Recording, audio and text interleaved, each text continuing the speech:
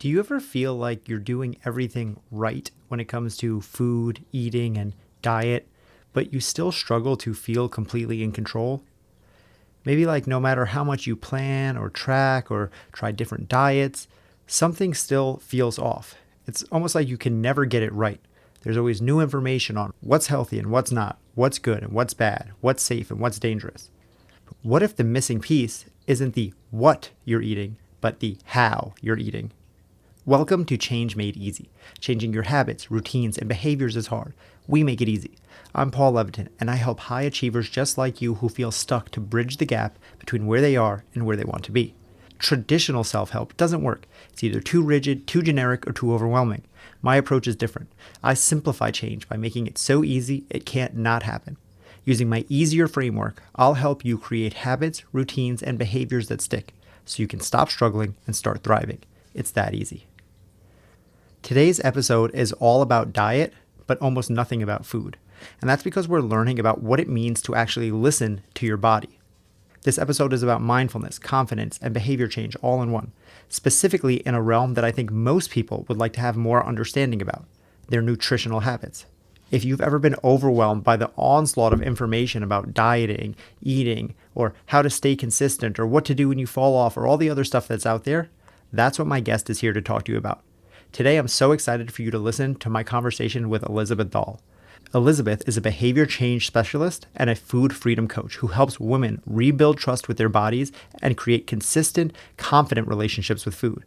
Elizabeth combines science, strategy, and self-compassion to help her clients stop the chaos and finally feel in control of their bodies and their lives.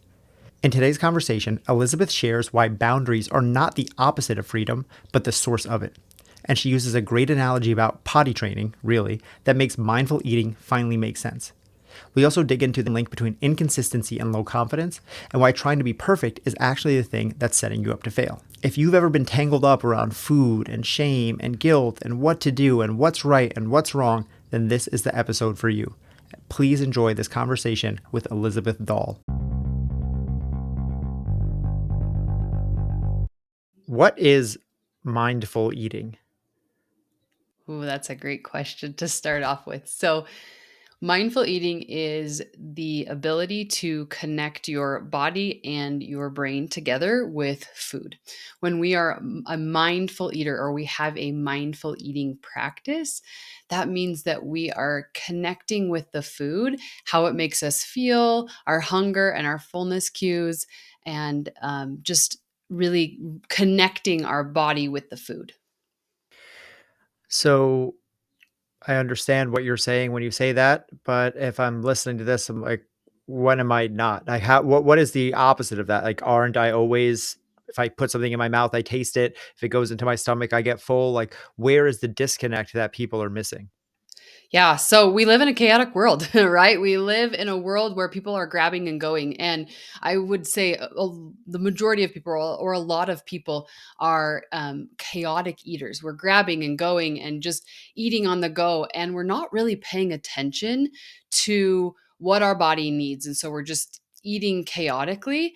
And when we step into the practice of mindful eating, it really is about learning to get in tune with those cues. You might be surprised actually how little we listen to and ignore those cues. So it seems like an easy idea, right? I'm eating food, it's going in my body, I listen to when I'm full, but a lot of people actually don't pay attention. We're just grabbing and going. And so that bridges the gap. That's where mindful eating bridges the gap there between people grabbing and going and not really paying attention, or even if you're on a diet or a plan that you have to follow, you're being told how much you should eat, when you should start, when you should stop.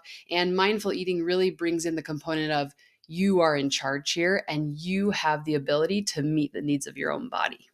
I am so pumped to tell you about my partnership with My Body Tutor.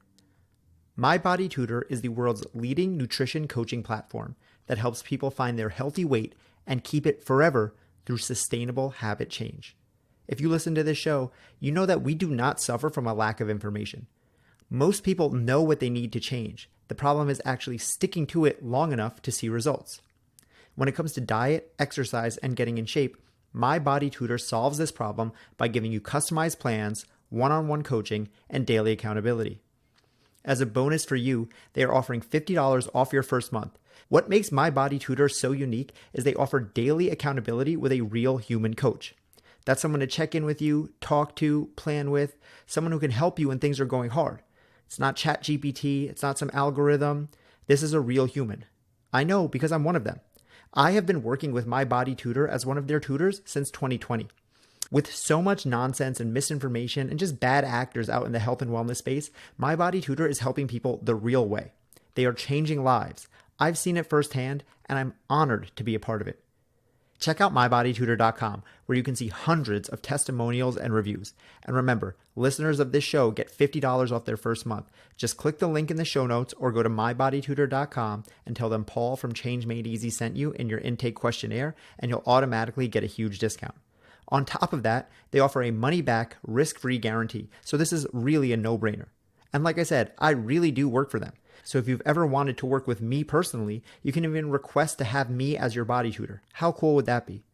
Once again, just say Paul sent you and get $50 off your first month, start with no risk, and see how the power of a coach with daily accountability can literally change your life. I love that last bit. You have the ability to meet the needs of your own body, because that sounds empowering to me whenever I'm talking to anyone, whether it's a client or a friend or anything. And they said, when I do X, Y, and Z, it just makes me feel empowered. I'm like, well, that sounds like a good thing, because that seems like the place that we should be going, or that would feel best for us. So I think that that's a great way to look at it.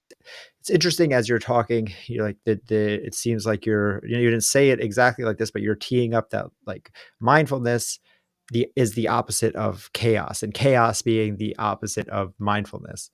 And something else that I've heard you talk about in the past that I found interesting is that the opposite of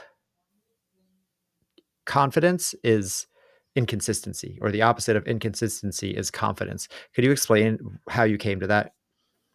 Yeah, that's a great question, actually. So, I kind of want to bring in the word intentional here too, right? So, being intentional with our choices helps lead to confidence.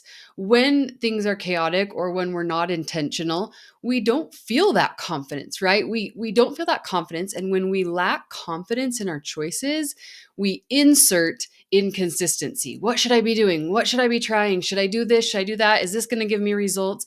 And we start to rely on what I call, quote, outside sources, right? Everybody else saying, this is the best case scenario, or this is what you should be doing. And there is some good nutrition principles out there, and good plans and things like that. But we sometimes forget that we have that inner guidance, right? Like I mentioned before, we are capable of meeting the needs of our own body. So once we start to step into more consistency, we build that confidence that says, oh, I can do this. I can be consistent with my exercise plan. I can feel safe and confident around food, treats, things like that. And we start to build more and more evidence that we can do this. And that's what builds confidence. Yeah, totally. I love the idea of stacking evidence. And I believe exactly as you've said, doing something consistently builds that confidence. And when you're inconsistent, it's that negative voice in your head saying, well, you can't do this, you always screw up, and yada yada yada. So how do we break out of that though, when that has been the story literally up until this point? When I have tried every diet in the past has failed, when every time I go to the gym I hate it and I stop going after 2 weeks, when every time I've tried to save money somehow I reach the end of the month and there's less money than there is time. And that is the God's honest truth, and what I've been consistent with is the thing that I don't want. Yeah. And that's the perfect description of, you have these stories that have a lot of evidence that this is truth for you. I haven't been able to do this. And there's a lot of evidence stacked that you can't do this because you've shown time and time again you can't do it. And so we first have to start by shifting those stories and those beliefs. Our mindset creates our actions. What we believe is what we do, right? And if we believe that we can't be consistent, if we believe we don't feel safe and confident around food, then that's the action that we're going to take. We're going to sabotage. We're not going to be able to stay consistent with it. And so we really have to start with the stories and identifying them and saying, okay, I see you. I recognize this is a story and a belief. And even though I have a whole bunch of evidence on this side, I'm going to step into a new story. Okay, I can be a consistent person, or I am working toward, or I am committed to. We're creating these statements that help bridge that gap. Sometimes I think affirmations, when we say I am, it feels very far away. But when we can say I'm committed to this, or I'm working toward this, it bridges that gap just a little bit, makes it smaller. That gap gets a little bit smaller. And from there, what we have to do is we have to start building evidence on that side to support that story. Okay, I can do this, or I am working toward this. So I'm going to maybe sit down and listen to my hunger and fullness cues, and I'm going to stop when I'm full. And that's one piece of evidence that I have that I can then use to say, oh, I do have safety and control over food. Or I'm going to build some evidence that I can go to the gym and I can be consistent. I can go today and I can go tomorrow. And then I'm starting to build that evidence. And that's how we bridge that gap between, the beliefs of this is who I am to this is now who I am. Yeah, I appreciate that also the bit about the affirmations or the positive talk because I've gotten that in the past and I felt that in myself when you read all these things like make all of these I am statements like I am successful, I am thin, I am rich, whatever the thing is, and it's like but that brings this weird discrepancy because it's like, but I'm not that right now. And then I feel like I'm lying. So saying that I'm committed to, I'm taking actions towards feels more like a truth. And I love that you brought up stories. This is something that listeners know that I talk about a lot. I've done tons of episodes on stories with guests by myself. And I actually had a guest on here recently, Britt Frank, who is a therapist. She wrote a book called Getting Unstuck. And the way she summed it up was so good. She just said, when we're thinking about stories, all we have to do is ask ourselves, is this true? And is this useful? And it's like when those two questions in a row will unravel just about every story that's keeping us stuck. Because is this true? That takes away 90% of them because I can't, I'm dumb, I'm less than, I'm this, I'm that. It's like usually it's just plain not true factually. It's a feeling, it could be, but it's not true in the sense of it's a fact. And then even if it is true, is this useful? Gets rid of the other 99% because it's like, no, there's never a time when getting down on yourself is really useful. And I brought up before consistency, and then you said intention. And I love the idea of like playing with words. So one thing that I was thinking about as I was getting ready for this conversation with you is like I've heard you talk about mindful eating before, but then also intuitive eating. And then there's also food freedom. So I'm wondering, are all of these things the same? Is there a difference? Like, how do we start to, what is one come before the other? Like, what is the difference? What is the similarities? Yeah, and there is a lot of information out there that differs, and so I think that's really good to identify what this means and kind of help listeners come to their own conclusion about what food freedom means in their life. So, food freedom really is the ultimate. So, I'm going to kind of start there. Food freedom is a place where you feel safe and confident with food and you still have parameters with food. There's a misconception that food freedom is I can eat what I want when I want, no regard to health. There's a freedom. Well, the reality is that boundaries still bring freedom. So, food freedom is a happy relationship with food. I didn't say perfect relationship with food, right? It's a relationship with food where you recognize your relationship with food, you recognize hunger, fullness cues, all of these things, and what you're putting in your body. And then you create kind of a lifestyle of that, a lifestyle of food freedom. And I tell my clients food freedom is not about having a perfect relationship with food. It's not about never overeating occasionally or maybe having an emotional eating episode. It's about returning to the core quicker, right? So if we're losing control, emotional eating all the time, that's not food freedom. Food freedom is being able to return to our habits, our nutrition habits, quicker when we get off, and most of the time having a good balance with food. So that's like the big picture of food freedom. Intuitive eating, mindful eating, I think they're fairly interchangeable. It's like you said, it's kind of that play on words. We're intuitive, intentional, mindful. It's all about reconnecting with the cues and the signals that your body is trying to give you. So, mindful and intuitive eating is the practice that helps us achieve food freedom. That makes a lot of sense.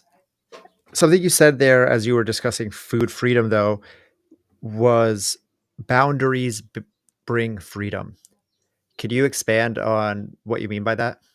Yeah, I was trying to think if there's an analogy that I could kind of compare it to. I guess I think of like let's just say you're at a four-way stop and there's stop signs, right? There's a reason there are stop signs because it helps the flow of traffic. It helps make it so that four cars that approach at once don't all go through and crash. There's a boundary there that says, okay, stop here for safety, look both ways and then proceed. And if we didn't have that boundary, then it would be chaos, not freedom. Chaos, not freedom. And so it's the same thing with food. Telling yourself I can eat all the cookies I want and all the things I want, it doesn't give that respect for your body and your health.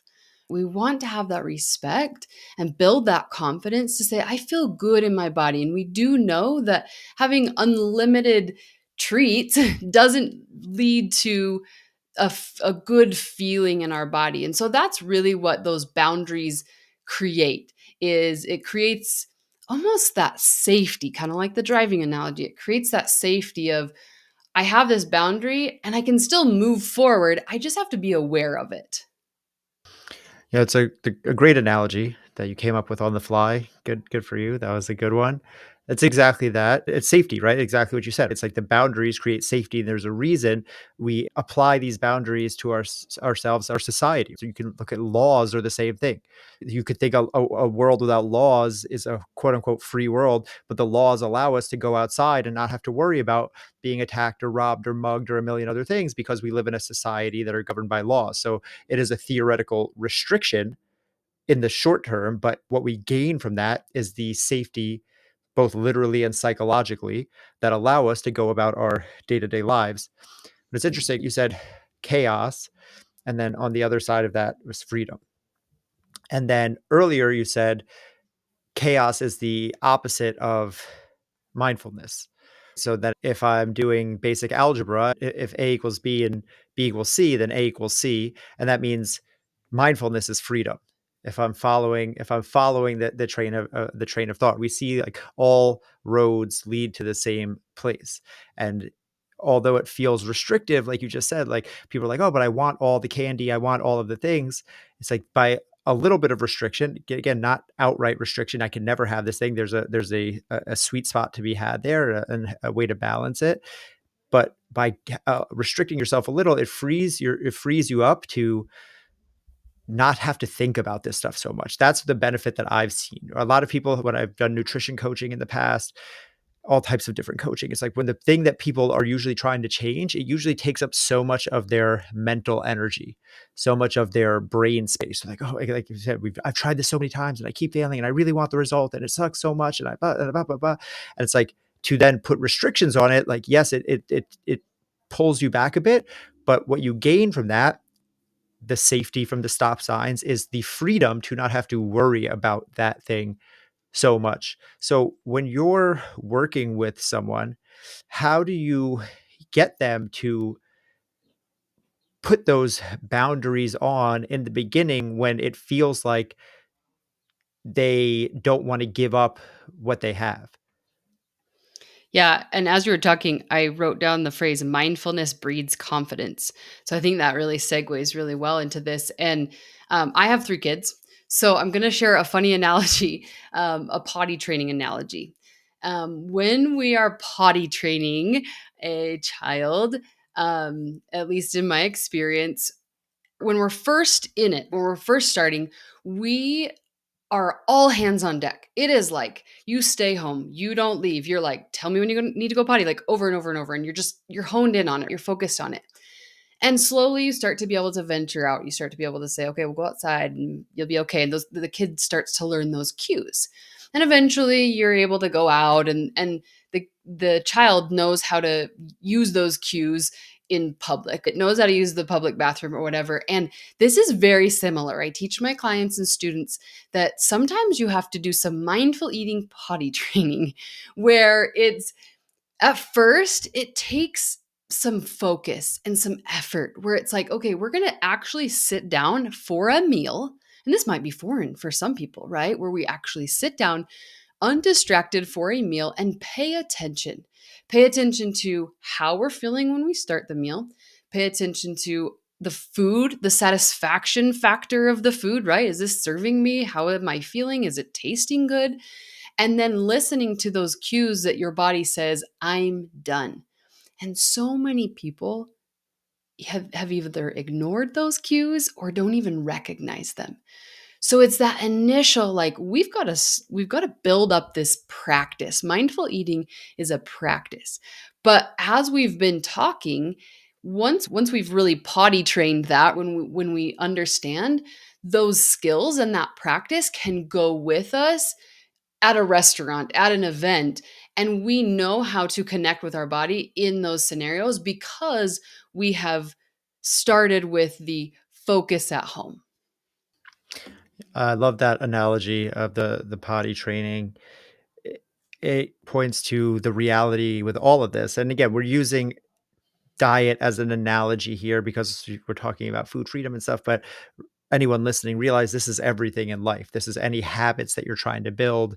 This is anything that you're trying to change. I do think it's important to talk about food because food is the one thing that we do all have in common, and more people than not have something to change about their health, their dietary intake, their weight, or something like that. It's all the same. But the point of with the potty training thing is like it's going to be harder before it gets easier. And I think this is something that people have to come to grips with because the big word right now is habits. I was looking at your bookshelf behind you earlier for people listening or not seeing. I can already see, I see Atomic Habits, I see Tiny Habits, two of my favorite books. We talk about habit books a lot on here, and everyone wants it to be a habit. How do I make this a habit? How do I make eating healthy a habit? How do I make exercise a habit? Or the even more cliche lifestyle. How do I make it a lifestyle? And they say that, I think, with the idea that eventually it's going to be easy, right? It's like someone who's just starting running and their friend loves running. They go, "Oh man, you'll love it once you get into it." Or once you lose the weight, then you love dieting. But there's that hard part in the beginning that people want to gloss over because it's like, well, if it's a habit implies that it goes on automatically. It's a subconscious thing that just happens without our conscious effort. So who wouldn't want that? Who wouldn't want to go onto autopilot through all of the hard stuff in life? But just like, to use your analogy, potty training, pretty sure everyone listening to this knows how to use the bathroom. It's not a very thoughtful thing. But there was a time in your life many, many, many years ago where it was a very thoughtful thing and you missed the toilet and you struggled with it. And it took a lot of effort and you cried and your mom cried and a million other things happened. So I appreciate that analogy a lot. I think it's just important to remind people. But when we think about the things that are so hard when we don't want them to be, or we think they quote unquote shouldn't be, that it shouldn't be this hard. It's not supposed to be this hard. I don't want it to be this hard. A lot of times, what feelings start to come up are guilt and shame.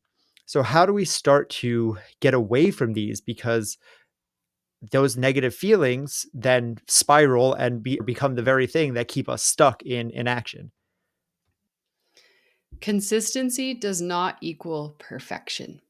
And I think that's a really important mindset that we need to shift because a lot of times when we are stepping into creating change and habits, we have expectations of perfection.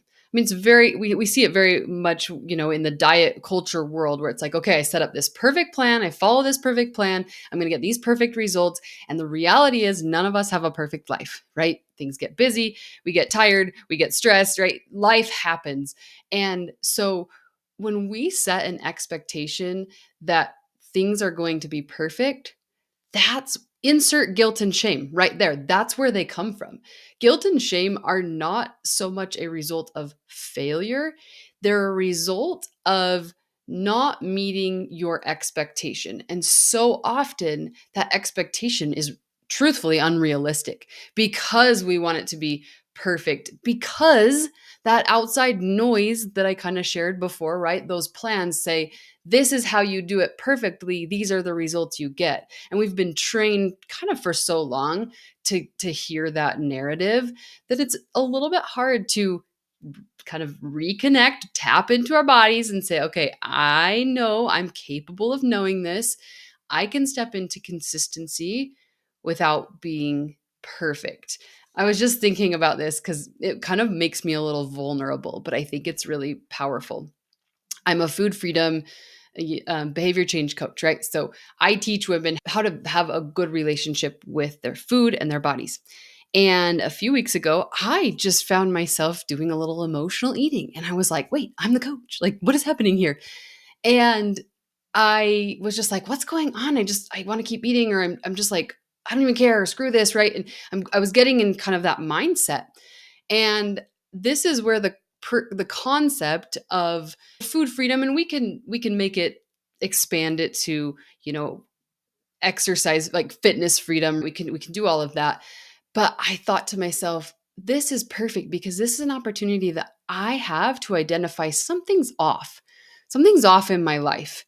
And I've got these expectations and clearly something's off and it's causing me to experience this emotion, which then is leading me to eating, right? That's a really common habit loop that people face is I'm experiencing emotion, so then I go eat. And it was a really cool opportunity for me to remember that I'm human and food freedom here is the return, the quick return. Oh, I identified these emotions, I was feeling them, and I dealt with those emotions in my life, and the emotional eating stopped. And that's really what freedom in this arena is. Yeah, well, one, I appreciate you being honest and vulnerable. I always love when I have a lot of coaches, therapists, change facilitators, we'll call them, on this podcast. And I always love when people talk about their own personal struggles, right? Because I think it's important to point out that no one's perfect. You're not, I'm not, you mess up, I mess up, we all mess up. That's again being human. And I wrote down, I'm paraphrasing you a bit, but I really liked what you said in the beginning there. It's like you can't have a perfect plan when life isn't perfect.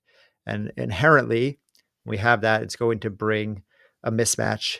And everything runs on expectations. As you said, we have these unrealistic expectations, and any expectations at all really are going to eventually disappoint us, I've come to find, because we don't get to control outcomes. We only get to control inputs.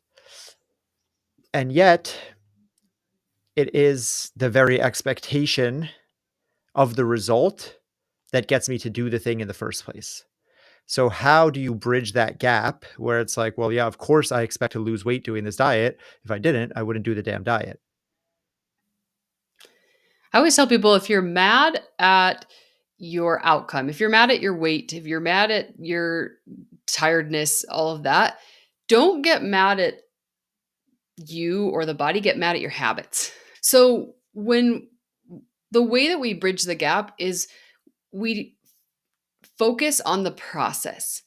We hold the outcome. It's okay to hold that goal to say, this is what I'm working toward. But what gets us there is the process. So we then focus on the habits. Okay, this is the goal. So then I break it down and say what habits should help me, because you mentioned we don't always have control over outside sources and things. We don't know how fast things are going to go. I'm not a huge believer in timelines personally, because change happens differently for everyone. But knowing that, okay, I can hold to this outcome, this goal that I have, but then focus on the habits, and then I have data, right? So then maybe I weigh myself or I measure myself or I'm looking for outcomes and I'm getting the outcome I want. So the data is, hey, the habits are working, or I'm not getting it. I go back and look at the habits. But so often we internalize. See, I'm lazy. See, I'm not motivated. We create this identity and this story. And the reality is it's just the habits that we need to fix. Yeah, perfectly said. Can't have said it better myself. That's exactly how I teach it as well. It's focus on the inputs, and the outcomes will take care of themselves. You said just there, like, we have more data, and when you were talking about your own struggles, you're like, okay, well, I understand what's not working, and it's like it's that exact mindset of looking at things objectively, like a scientist. When a scientist has a hypothesis, they're a decent scientist at least. They don't get emotionally attached to the outcome. They know that a hypothesis is just a hypothesis, and that it may be right, in which case they may celebrate, but it may be wrong, in which case a good scientist again will also celebrate because they go, okay, I figured out what didn't work. What did I get wrong? Where did my calculations go wrong? Where am I going awry? And it's the same thing I tell my clients. I'm like, the result tells us if the inputs are getting the inputs. This is why I don't make people track calories or do anything like that, because it's like, all we need to know is the result. If you have a goal, which is to lose weight, and you're gaining weight, then we know that your inputs don't match up with the output that you're searching for. So, but that comes from that detachment of the emotional piece and being able to, as you said, not use the result as a confirmation, to going back to what we talked about earlier, to confirm the story. We have the story of like, I can't do this. And then we try a diet, we fail, and we go, see, I knew it. I knew I couldn't do this, rather than it just saying, as you did, that didn't work. How can I edit this? So I really appreciate you bringing a real life story and your own struggles into this. The last two questions I have, Elizabeth, are the same two questions that I ask every guest I have on here. The first is simply, what is the change that you want to see in the world? Oh, I like that question. I want to see people creating more confidence from the inside out. Instead of feeling like they know better, they can tell me this, they can give me this. I really believe that every single person, it's just like a baby, right? A baby is born with those internal hunger cues, and somewhere along the line, we are told to ignore them or forget them. But the reality is they're still within us, right? It's a gift that every single one of us has. And if you can reconnect with that gift, we don't it just eliminates kind of what we started with, the chaos, the confusion, and it brings that confidence and the ability to be intentional based on your unique body and your unique needs. And that's what I really feel like I want to shout it from the rooftops, that you have that in you. We just need to find it. Yeah, I love that. And we've come full circle. Everything comes back to where we started. The last question is, if you had one action step for listeners to start making any change that they're trying to implement in their life a little bit easier, whether it's changing their diet, whether it's creating the change that you just mentioned, one action step that they can start with right now, today, as soon as this episode ends, as soon as they take their headphones out, what should they do? I believe that having a mindful eating practice is the number one success indicator for anyone in their health goals. Because if you can listen to the cues of your body, you will have balance with food. So, my suggestion would be the next meal that you eat, whenever you listen to this, sit down for 10 to 15 minutes and pay attention to it. Check in with your body before, check in with your body during, and then stop when you feel what I say a satisfied number, or I like to say like 8 out of 10 full, where it's like I'm satisfied and I can move on. And that's a really great place to start connecting that mind body connection with food.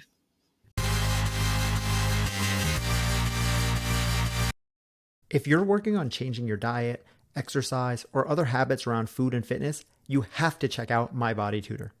My Body Tutor is the world's leading nutrition coaching platform that helps people find their healthy weight and keep it forever through sustainable habit change. And you know, as a listener of this show, that when it comes to creating change, it's all about sustainability and consistency. And when it comes to diet, exercise, and getting in shape, My Body Tutor solves the problem of consistency through one-on-one coaching, customized plans, and daily accountability. And as a bonus for you, they're offering $50 off your first month. But what really makes my body tutor so unique is they offer daily accountability with a real human coach. And I know because I'm one of them. I have been working with my body tutor since 2020. There's so much misinformation, so much nonsense out there in the health and wellness space, but not with my body tutor. My body tutor is the real deal. They are changing lives. I've seen it, I've been a part of it, and I'm honored to continue to grow with them. And you don't have to take my word for it. Check out mybodytutor.com where you will see hundreds of testimonials and reviews.